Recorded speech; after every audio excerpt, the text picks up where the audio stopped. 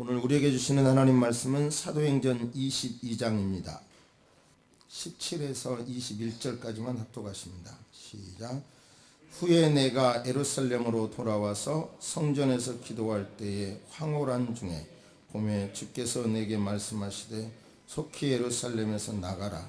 그들은 내가 내게 대하여 증언하는 말을 듣지 아니하리라 하시거늘 내가 말하기를 주님 내가 주를 믿는 사람들을 가두고 또 각 회당에서 때리고 또 주의 증인 스데반이 피 흘릴 때에 내가 곁에 서서 찬송하고 또 그를 죽이는 사람의 옷을 지킨 줄 그들도 아나이다. 나더러 이르되 또 이르시되 떠나가라. 내가 너를 멀리 이방인에게로 보내리라 하셨느니라. 아멘. 하나님께서는 우리를 창조하시면서 우리에게 육체와 영과 혼을 주셨습니다. 이것을 이제 신학적으로는 육체와 영혼이 있다 또는 육체, 영, 혼이 있다 이렇게 구분하기도 합니다만은 아무튼 각각의 기능이 다 있고 필요합니다.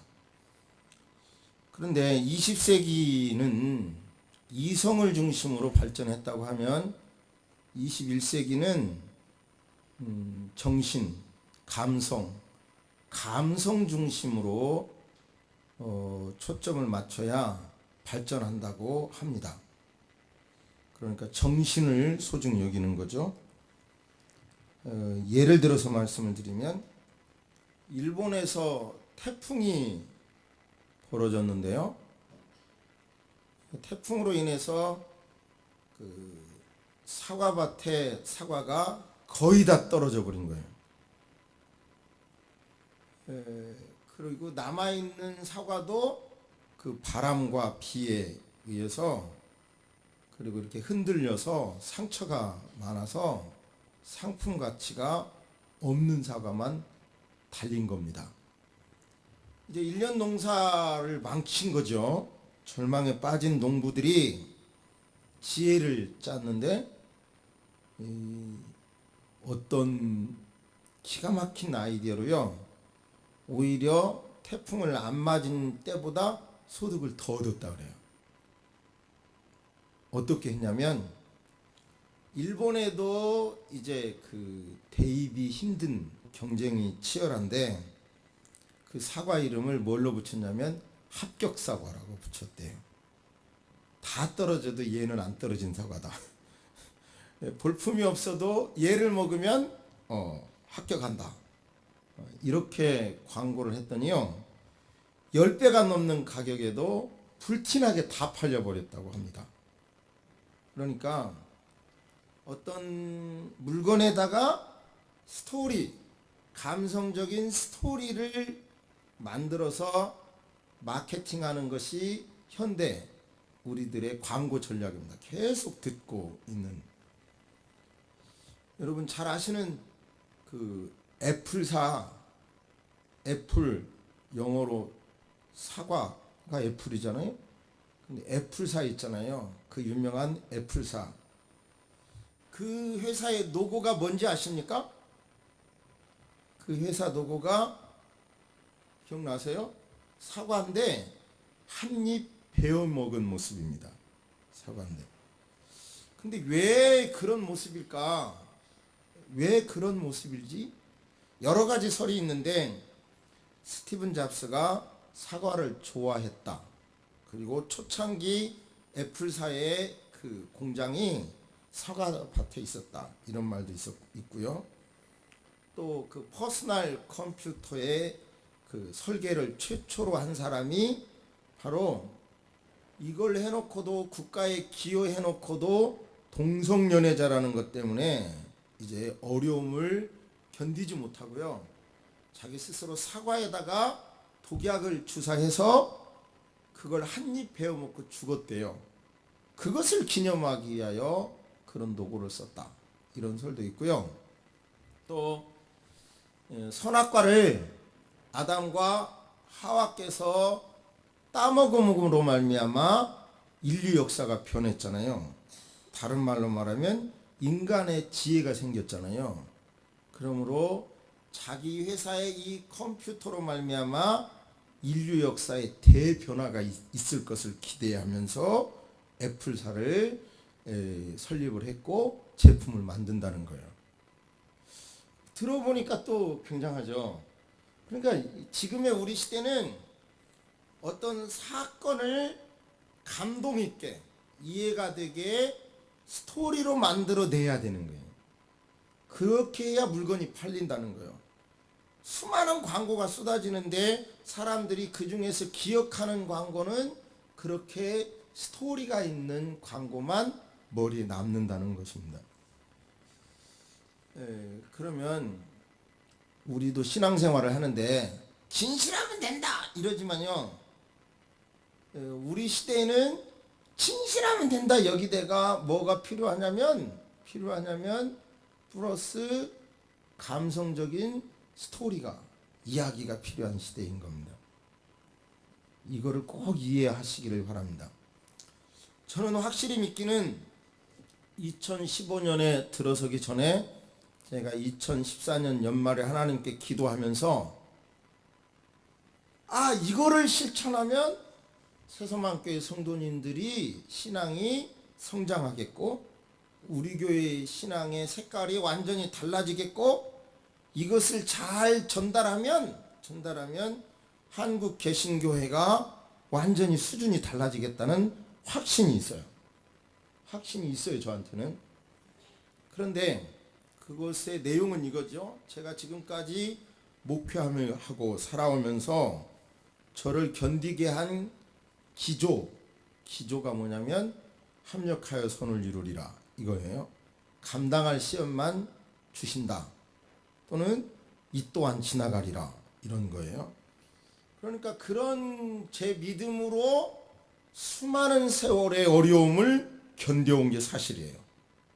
돌이켜보면 그 많은 어려움들을 어떻게 넘어왔을까 정말 감사하기도 하고 아슬아슬하기도 합니다. 그런데 제가 금년에 들었으면서 그것만으로는 부족하다는 것을 깨달았어요. 그러니까 예를 들어서 젊어서 고생은 사서 한다는 말이 좋은 말 같지만 젊어서 고생을 터잡아서 기초해서 늙어서 고생 안 하는 사람이 하는 소리예요. 그 소리는 합력하여 선을 이룬다 이 말씀은 뭔가 부족해요.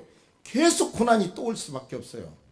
어떻게 하냐면 합력하여 선을 이룬다. 이루기 위해서는 하나님을 사랑해야 된다. 또한 감당할 시험만 주신다. 거기서 끝나지 말고 환경을 바꿔야 된다. 마음을 바꿔야 된다. 이 또한 지나가리라. 상황을 바꿔야 이 또한 지나가고 다시 오지 않는다 이 말이에요. 그런데 문제는 예를 들어서 제 자식에게라도 잘못하고 있는 모습이 너 그러면 안 돼. 그러면서 언젠가는 달라지겠지. 그러면서 기다려 보니까 안 달라지는 거예요.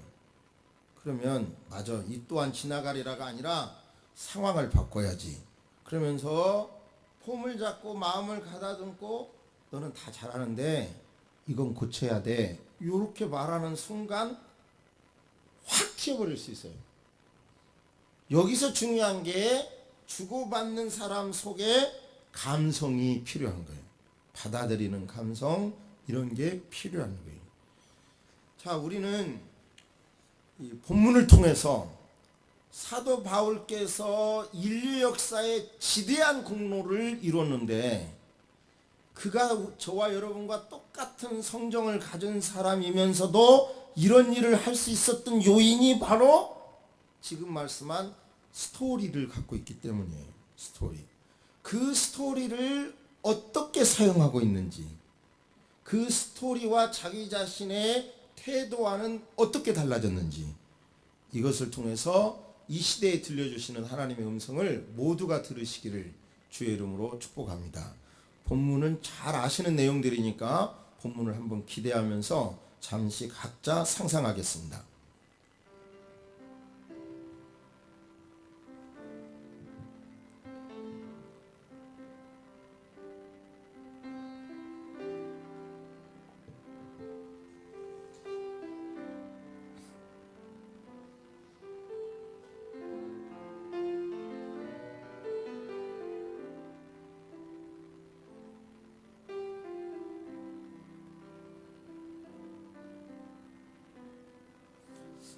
지난주의 말씀을 잠깐 요약해드리면 바울 사도께서 성령의 강력한 끌림, 이 끌림에 의해서 예루살렘에 들어가려고 해요. 그런데 가지 마세요. 중간중간에 가지 마세요. 기도하는 사람들이 가지 말라고 말합니다. 심지어 너무 어떤 리얼한 액션을 보이기도 하죠. 바로 바울의 허리띠를 풀어서 자신의 손과 발을 묶어서 예루살렘에 들어가면 이 허리띠 주인은 이렇게 묶임을 당해서 체포될 것입니다. 이런 예언을 들어요. 그런데도 바울께서는 아니야. 나는 죽더라도 죽더라도 예루살렘에 들어갈 거야. 그러면서 들어갑니다. 가서 이제 그곳에는 그동안은 자기가 선교여행을 하면서도 어쨌든 리더로 선교여행을 했는데 예루살렘 교회에 들어가니까 끄릿끄릿한 장로님들이 있고 그리고 예수님의 친동생 야고보가 있는 거예요. 그러니까 왠지 위축되는 분위기인 겁니다. 거기에 그분들 앞에 그동안 선교 보고를 잘 하자 모두가 다 하나님께 영광을 돌려요. 그런데 혹을 다합니다. 바울 사도님, 당신에 대한 소문이요, 흩어져 있는 유대인들을 찾아다니면서 모세를 무시하고 모세가 정한 율법도 지키지 않아도 된다고, 풍속을 지키지 않아도 된다고 그렇게 가르치고 다닌다고 소문이 나 있어요. 그것을 잠재우기 위해서 이런 거 저런 거 보일 거 없이 당신이 성전에 들어가서 율법을 지키는 것을 보이면 될 겁니다. 그래서 마침 하나님 앞에 서원을 한 사람들 4명 있는데 그들의 비용도 대주면서 같이 성전에서 이제 그 결례를 지키세요. 그 충고를 받아들여서 성전에다가 등록을 해요. 바울 그리고 아무개 4명 합계 5명이 언제에서 언제까지 결례를 지키겠습니다. 등록을 했는데요. 아시아에서 온 사람을 보니까 바울이 성전 안에 있는 거예요. 거의 끝나갈 무렵에. 그런데 아시아에 있을 때 바울이 이방 사람과 함께 있는 것을 본 그 사람이 그 모습을 보면서 바울이 이방 사람 데리고 와서 성전을 더럽히고 있네? 생각을 하고요. 적어도 한 사람을 매도하려면 그러면 성전 사무실에 가서 확인이라도 하면 될 거 아니에요? 확인도 안 하고요. 막 소리치니까 사람들이 막 소동이 일어나서 바울을 죽이려고 합니다. 바울을 끌어내죠, 성전 밖으로. 그때 마침 이제 폭동이 일어나는 그 상황에서 로마의 파견 대장이 왔죠. 이제 와서 중재를 하게 되죠. 로마의 그 파견 대장에게 바울 사도께서 그가 알아들을 수 있는 헬라어로 제가 좀 잠시 말해도 되겠어요? 이렇게 말하니까 깜짝 놀래요. 그러니까 자기하고 언어가 통하는 걸 보며 이 사람은 보통 사람이 아니구나, 이것을 깨닫고 말할 수 있는 기회를 주자 바울 사도는 바로 청중들에게는 히브리어로 이제 이야기하는 거예요. 이야기하는 내용이 이제 그 유명한 사도 바울의 그 다메섹 사건입니다. 사도 바울의 이 다메섹 사건은 사도행전만 해도 3번 기록하고 있고요. 신약 성경에 많은 부분이 이 내용이 밑으로 깔려 있어요. 깔려 있습니다. 내용은 이렇습니다. 폭동하는 사람들에게 형제들과 선배 여러분, 제가 하는 해명 좀 들어주세요. 그렇게 말하자 또 히브리어로 말하자 이렇게 사람들이 조용해요. 저는요 유대인입니다. 태어나기를 길리기아 다소에서 났고요. 예루살렘으로 옮겼고요. 거기서 자랐고요. 그리고 우리 시대 모두가 존중하는 가말리엘 선생님 아래서 제가 철저하게 율법과 그리고 학문을 공부한 사람입니다.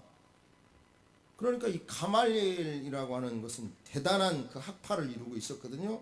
그러니까 존중할 수밖에 없는 거예요, 그들도. 제가 하나님을 공경하는 열정이 어느 정도였느냐면요, 여러분들 모두 참 열성이 대단하지만 제가 더했어요.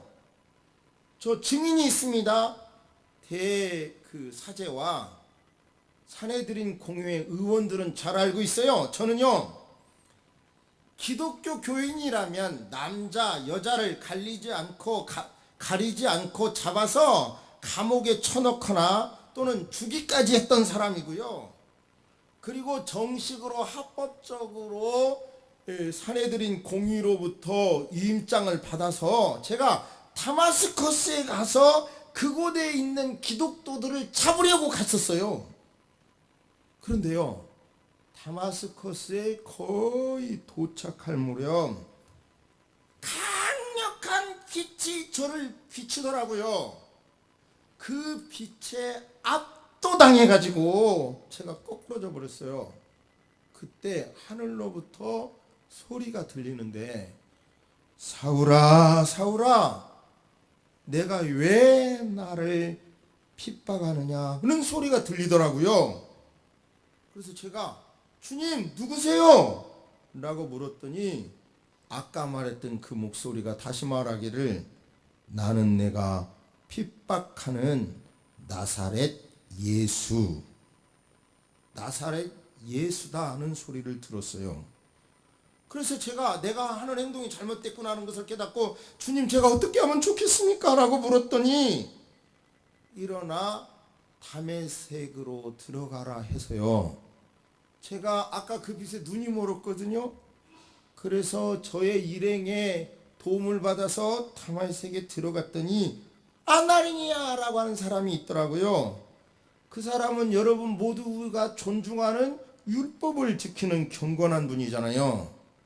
그분이 저에게 기도해 줌으로 제가 눈이 번쩍 떴어요. 소경에서 치유가 된 거예요.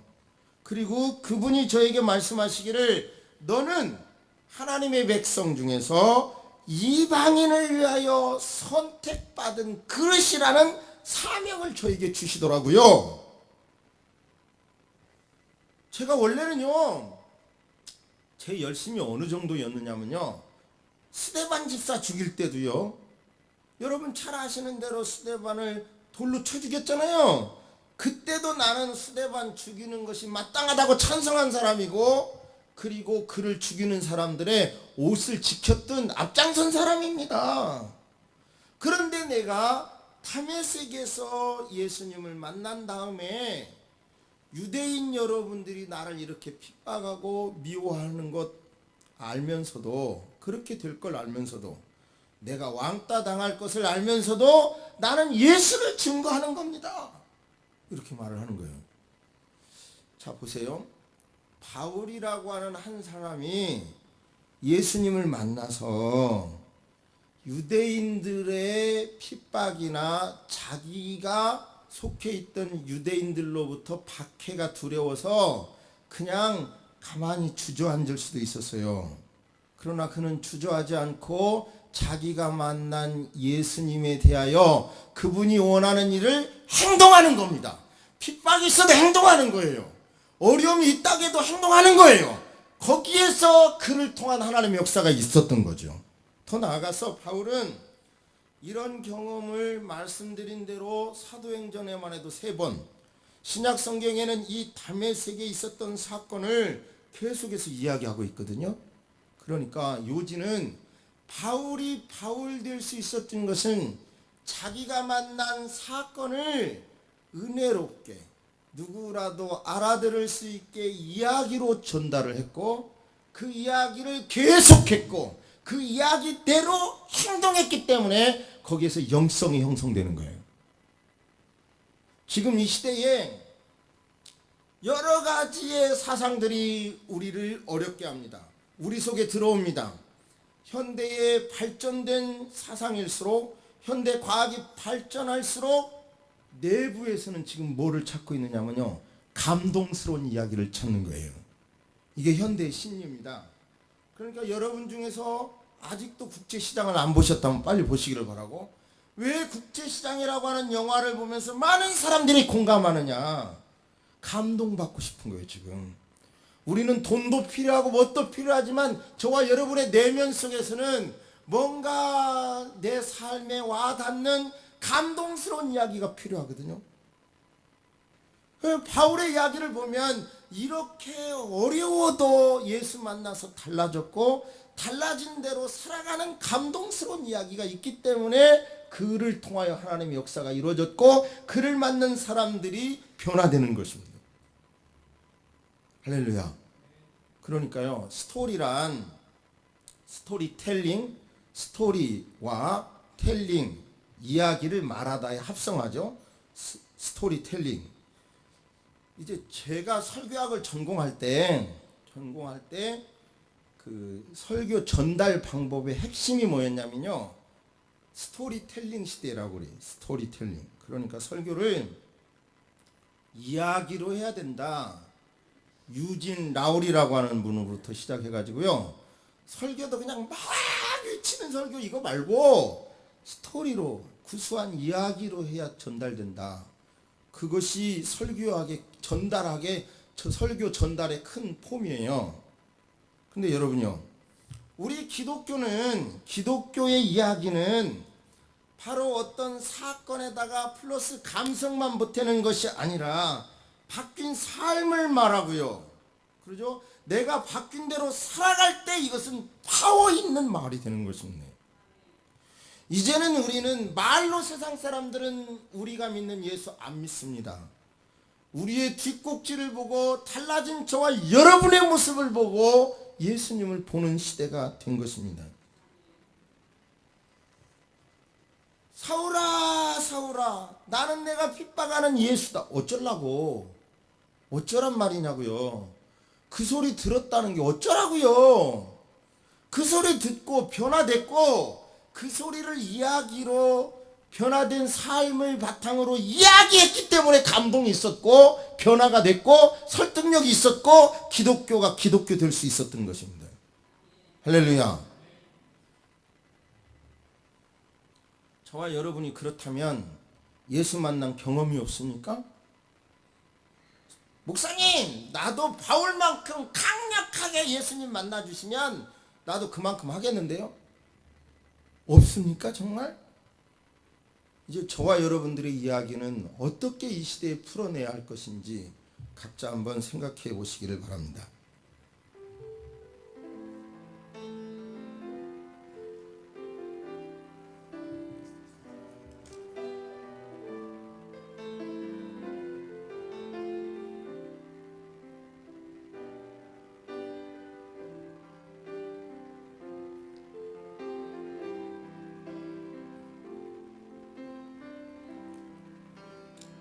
어떤 분이 실험한 걸 제가 봤습니다.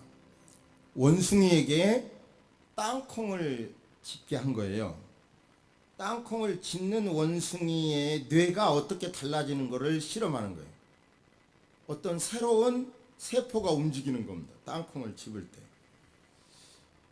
그 다음에 그 실험은 계속해서 자기가 아니라 다른 원숭이가 땅콩을 짚을 때 그 뇌가 변화되나 변화되지 않나를 조사했더니 똑같이 자기가 땅콩을 짚을 때와 똑같이 다른 원숭이가 땅콩을 짚는 걸 볼 때에도 똑같이 뇌에서 세포가 움직이더래요. 이거 어려운 얘기 아니에요. 우리가 지금 여기 그 아주 신 오렌지 있잖아요. 레몬 오렌지. 그거가 없어도 지금 레몬 오렌지 생각만 해도 여러분 입안에는 침이 고여 있을 것입니다. 그것이 바로 저와 여러분의 뇌를 만들어 주신 하나님의 작품입니다. 그렇다면 일단 사도 바울의 경험을 저와 여러분이 안 했다 하더라도 사건 체험한 당사자가 아니라도 1.1획도 변하지 않는 성경에 기록된 사건이므로 내가 믿겠다는 믿음을 가지고 이 사건에 접근하면 여러분이 바울과 같은 당사자가 될 수 있는 겁니다. 할렐루야. 아니 목사님 나는 내가 경험한 것만 믿을 수 있거든요. 그런 거짓말 하지 마세요. 이게 뜨거운 주전자라 그래 보세요. 뜨거운 팔팔 끓는 주전자를 만지면 안 된다. 상식이잖아요. 근데 어디 만지면 되는지 안 되는지 나는 내가 경험한다며 믿어보겠다니까요. 그러면서 팔팔 끓는 주전자를 만지는 사람이 어떻게 살아남겠어요? 모든 것을. 내가 경험하지 않아도 상식적인 일은 받아들이고 제3자의 경험도 수긍하고 받아들이고 그게 지성인 아닙니까? 마찬가지예요. 성경의 내용을 바울 사도님의 이런 경험을 하나님께서 주신 여러분의 경험으로 받아서 저와 여러분도 변화될 수 있고 변화된 이야기를 할 수 있고 변화된 삶을 살 수 있는 것을 명심하시기를 바랍니다. 덴마크예요. 덴마크 그러면 떠오르는 게 물, 안데르센, 인어공주 이런 것만 떠오르잖아요. 그런데 실제로 덴마크에는 그 안데르센의 그 인어공주를 보기 위하여 1년에 수백만 명이 관람온대요. 호주에 그 요렇게 생긴 건물 있잖아요. 오페라 하우스. 그거 보러 그렇게 많은 저도 가서 봤지만 기왕에 보는 거 가까이 보자고 배 타고까지 가서 앞에 가서 봤는데요. 예. 그 어떤 이야기가 있으면 관심이 생기는 것입니다. 요만한 생수를 잘 이용하는데요. 이용하다 보니까 편리하더라고요. 큰 병은 이렇게 따서 혼자 먹다가 보면 아마 세균이 들어간다는 생각이 들어서 요만한 병이 좋던데 이만한 생수가 하나에 싼 데 가서 사면 300원에서 비싼 데서 사면 800원까지 하더라고요. 그래요. 그런데요, 에비앙 생수는 얼마인지 아십니까? 에비앙? 2,000원이에요. 요만한 게. 많이 사 먹어요. 세계에서 가장 많이 팔려요, 또. 그런데 그것이 왜 그러냐면, 어느 백작이 신장병을 앓게 돼서, 알프스 산맥 아래서 요양을 하러 갔다고 합니다. 근데 그곳에서 물을 먹고 병이 나선 거예요. 그런데 이것을 과학적으로 조사해 보니까 미네랄이 많대나요? 거기에 알프스 산에 있는 눈, 천년설이 녹고 어떻게 하면서 내려온 그 물에는 미네랄이 엄청 많더래요. 그래가지고 그 에비앙이라고 하는 그 생수가 그 스토리를 더해가지고 세계 최대의 생수 공장이 되는 거예요. 자, 그러면 여러분의 삶에 예수 만난 사건이 없습니까? 누구에게라도 자랑할, 이야기할 만한 예수 만난 사건이 없습니까? 있습니다. 있기 때문에 신앙생활 하는 겁니다. 자, 그러면 새소망교회 사건에서 새소망교회를 지켜보면서 그러다가 보니까 1996년부터 작년까지 18년 소송했더라고요. 원했든 원하지 않든. 그러면서도 교회 이만큼 지킨 것은 기적 아닙니까? 사건 아닙니까? 저기 서울에 있는 어느 교회 당의장실을요, 교회가 문제가 있어서 꽉 이렇게 봉쇄했다가 몇 년 만에 오픈을 했어요. 근데 그 당의장실에 진열되어 있는 휘황찬란한 진품들이 카메라로 찍어 왔더라고요. 어느 기자가 저한테 목사님 이거를 공영방송에 오픈하면 기독교는 또 한 번 타격받을 것 같은데 이걸 오픈해야 되나요 말아야 되나요? 그런 목사가 있는 세상에서 그 긴 세월 동안 이렇게 목회한 목사는 자랑할 만한 이야기거리가 안 됩니까? 여러분이요, 여러분 자신의 삶이나 교회의 삶이나 더 쇼킹하고 더 큰 사건만 기다린 다음에 그것이 있은 다음에 그걸 통하여 예수를 말하겠다라면 죽을 때까지 말 못할 것입니다.